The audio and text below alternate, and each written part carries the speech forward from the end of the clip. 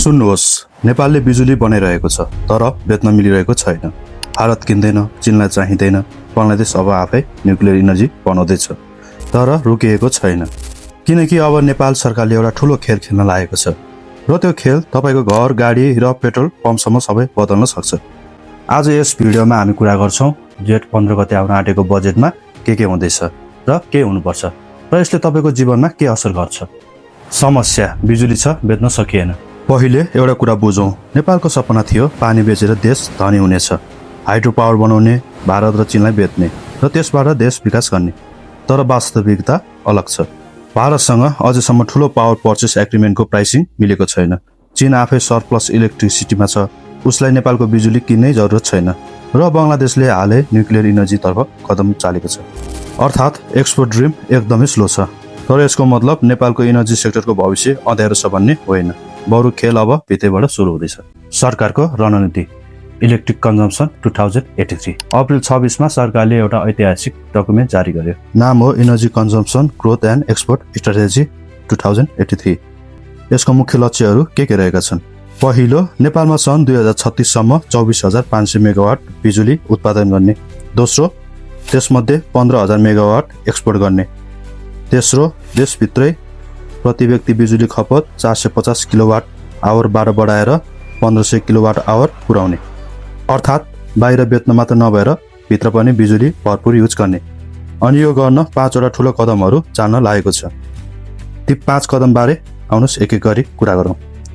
पहिलो कदम रहेको छ ग्यासलाई बाई बाई, इन्डक्सनलाई हेलो।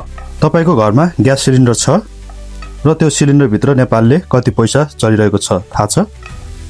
गत आर्थिक वर्ष 2081-82 मा मात्रै नेपालले झन्डै 62 अर्ब 58 करोड रुपैयाँको एलपीजी इम्पोर्ट गर्यो। हरेक महिनामा 48,000 मौद्रिक टन ग्यास बाहिरबाट आउँछ, हाम्रो पैसा जान्छ। अब सरकारले भने यो बन्द गरौँ।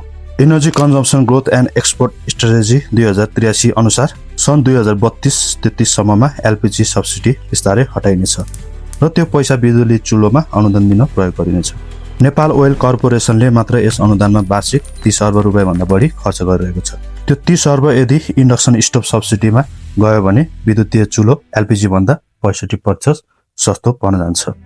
अर्थात् तपाईको किचन बजेट पनि घट्ने, त्यसको ट्रेड डिफिसिएन्ट पनि घट्ने र नेपालको आफ्नै हाइड्रो पावरबाट उत्पादित बिजुली घरभित्रै युज हुने। एक काम 3 फाइदा। कदम 2, इभीमा रिभोल्युसन विश्वमा नम्बर 2।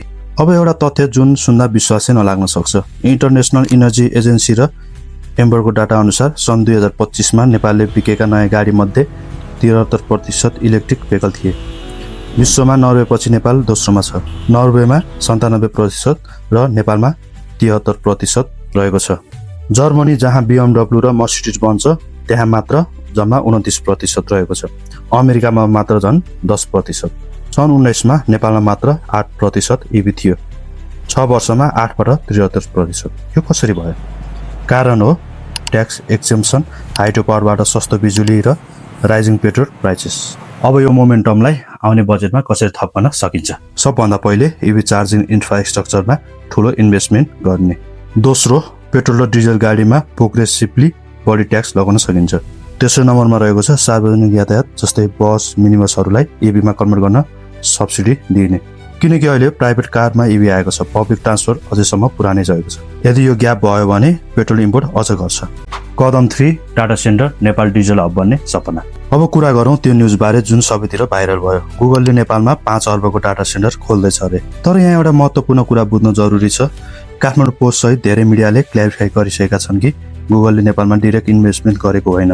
वास्तविकता के हो भने पिचुटेन डाटा भाउल्ट नाम गरेको एउटा नेपाली कम्पनी छ। यसमा नवीन अग्रवाल, मीन अग्रवाल, अनुज क्याल र अन्य नेपाली उद्यमीहरू रहेका छन्।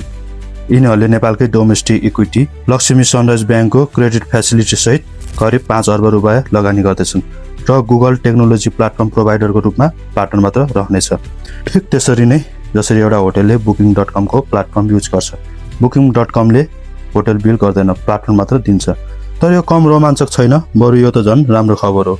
नेपालकै उद्यमीहरूले आफ्नै पैसाले गुगलको टेक्नोलोजी लिएर चोबार, काठमाडौँ र वीरगञ्जमा नेपालको पहिलो tyre 4 hyper scale AI data centre बनाउँदैछ। यो चोबार फेसिलिटी अगस्त 2026 मा अपरेसन सुरु हुने अनुमान छ। आखिर डाटा सेन्टर नै किन महत्त्वपूर्ण छ त? किनकि डाटा सेन्टरले ठुलो मात्रामा बिजुली खान्छ। नेपालमा सस्तो हाइड्रो पावर छ। यदि गुगल, मेटा, अमेजन जस्ता कम्पनीहरूलाई नेपाल डाटा सेन्टरको लागि एट्याक गर्न सक्यो भने नेपालको सरप्लस इलेक्ट्रिसिटी ग्राहकभित्रै भेटिन्छ। तर बजेटमा यसका लागि tax incentive, electricity subsidy for data center र डिजिटल इन्फ्रास्ट्रक्चर डेभलपमेन्टको प्लान आउनु जरुरत छ। सेगमेन्ट 4 उद्योगलाई बिजुली इम्पोर्ट घटाउँ। वर्ल्ड ब्याङ्कले नेपाललाई फन्डिङ दिएको छ। यसको उद्देश्य हो उद्योगहरू बिजुलीमा रन गर्ने टेक्नोलोजी र सिस्टम डेभलपमेन्ट गर्नु। नेपालमा धेरै इन्डस्ट्री अझैसम्म डिजल जेनेरेटरमा निर्भर छन्। जेनेरेटरमा डिजल जलाउनु भनेको पैसा भारतलाई दिनु, वातावरण फोहोर गर्नु र उत्पादन कस्ट बढाउनु। यदि इन्डस्ट्री इलेक्ट्रिक रन भयो भने उत्पादन कस्ट घट्छ। नेपालमा बनेका सामान अन्तर्राष्ट्रिय बजारमा कम्पिट गर्न सक्छन्, इम्पोर्ट खर्च घट्छ। बजेटमा यसका लागि इन्डस्ट्रियल इलेक्ट्रिसिटी ट्यारिफमा स्पेशल रेट, इलेक्ट्रिक मेसिनरी इम्पोर्टमा ड्युटी छुट र म्यानुफ्याक्चरिङ सेक्टरको लागि टार्गेटेड इनर्जी सब्सिडी आउनुपर्छ। कदम 5 क्रिप्टो माइनिङ विवादास्पद तर आवश्यक। अन्तिम कुरा र यो एकदमै डिबेट हुने टपिक रहेको छ। क्रिप्टो माइनिङमा अत्याधिक बिजुली खपत हुन्छ। कतिपय देशहरूले यसलाई ब्यान गरेका छन्, तर आइसल्यान्ड, नर्वे, जर्जिया जस्ता देशहरूले सस्तो रिन्युएबल इनर्जीको एडभान्टेज लिएर क्रिप्टो माइनिङलाई अफिसियली रेगुलेट गरेका छन्। नेपालमा भन्दा सस्तो रिन्युएबल इलेक्ट्रिसिटी दुनियाँमा कहीँ पनि पाइँदैन। यदि नेपालले अफिसियली रेगुलेट तरिकाले क्रिप्टो माइनिङलाई स्पेस दियो भने सरप्लस इलेक्ट्रिसिटीको ग्राहक भेटिन्छ, फरेन करेन्सी इन्कम हुन्छ। तर यसका रिस्कहरू पनि रहेका छन्, जस्तै क्रिप्टोको भोलाटाइल नेचर, इन्भाइरोमेन्टल कन्सर्न र रेगुलेसनको कम्प्लेक्सिटी। त्यसैले यो पोलिसी लेभल डिबेटको विषय हो। बजेटमा डिरेक्टिभ नआए पनि यसका लागि कन्भर्सेसन भने सुरु हुनुपर्छ। र अन्त्यमा बजेट विसलिस्ट। जेठ 15 गतेको बजेटमा के आउनु पर्दछ, हामी के चाहन्छौँ। जेठ 15 गते बजेट आउँदैछ। फाइनेन्स मिनिस्टरले यसको लागि प्रिपरेसन तयारी थालिसकेको छ। पहिलो नम्बरमा एलपिजी सब्सिडी बिस्तारै घटाउने र इन्डक्सन स्टोभ सब्सिडी सुरु गर्ने, जुन लागू हुने अवस्थामा रहेको छ।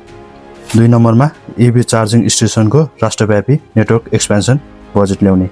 3 पेट्रोल डिजल गाडीमा ग्रिन ट्याक्स बढाउने। 4 डाटा सेन्टर इन्फ्रास्ट्रक्चरको लागि स्पेशल इकोनोमिक जोन र ट्याक्स एक्सेम्सन गर्ने। 5 नम्बरमा इन्डस्ट्रियल इलेक्ट्रिसिटी ट्यारिफमा कन्सेसन र 6 नम्बरमा रहेको छ सोलर इनर्जी एक्सपेन्सनको लागि हाउस होल्ड सब्सिडी दिने।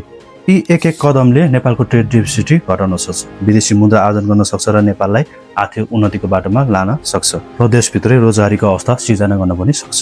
नेपालको बिजुली बेच्न नसकिनु एउटा प्रब्लम हो र त्यो प्रब्लमलाई अपर्च्युनिटीमा बदल्ने चान्स आएको छ। इभीमा नम्बर 2 डाटा सेन्टरको सुरुवात, ग्यास सब्सिडीबाट इन्डक्सन सब्सिडी, साथै उद्योग इलेक्ट्रिफिकेसन। यो सब मिलेर नेपाल आफ्नै बिजुलीले आफ्नै भविष्य बनाउन सक्छ। तपाईलाई के लाग्छ, बजेटमा सबभन्दा पहिला के कुरा आउनुपर्छ? तल कमेन्टमा लेख्नुहोस्। साथै यो भिडियो युजफुल लाग्यो भने सेयर गर्नुहोस्, किनकि यस्तो जानकारी सबैले थाहा पाउनुपर्छ। र इनसाइट 360 नेपाललाई सब्स्क्राइब गर्न नबिर्सनुहोस्। जेठ 15 गते आउन आँटेको बजेटको एनालाइसिस पनि यही गर्नेछु। हवस् त, धन्यवाद।